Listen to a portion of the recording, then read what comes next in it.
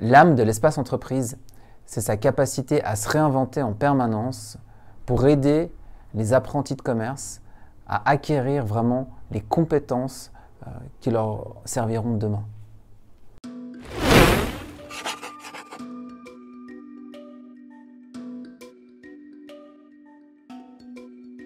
Pour moi, la culture de l'espace entreprise, c'est œuvrer pour un objectif commun qui est celui de former nos apprentis.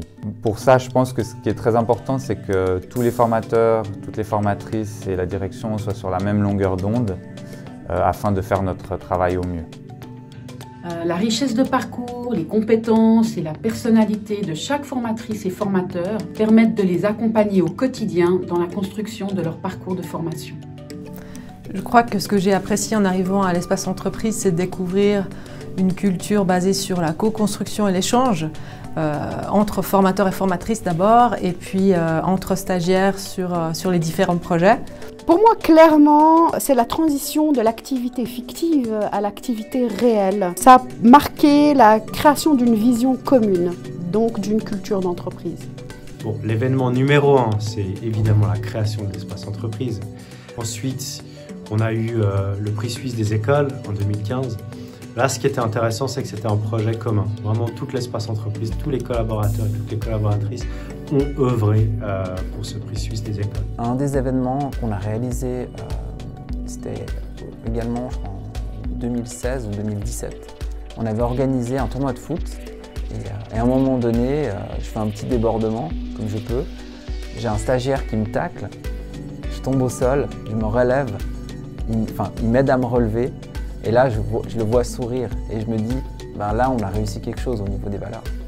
La dernière soirée de Noël qui a eu lieu au Birdhouse à Genève, où je me suis occupé de la partie animation de la soirée. On avait fait venir un karaoké de compétition. Et parce qu'il y a quand même beaucoup de chanteurs et de chanteuses dans le staff de l'espace entreprise. Et c'est vrai que ça a eu un franc succès.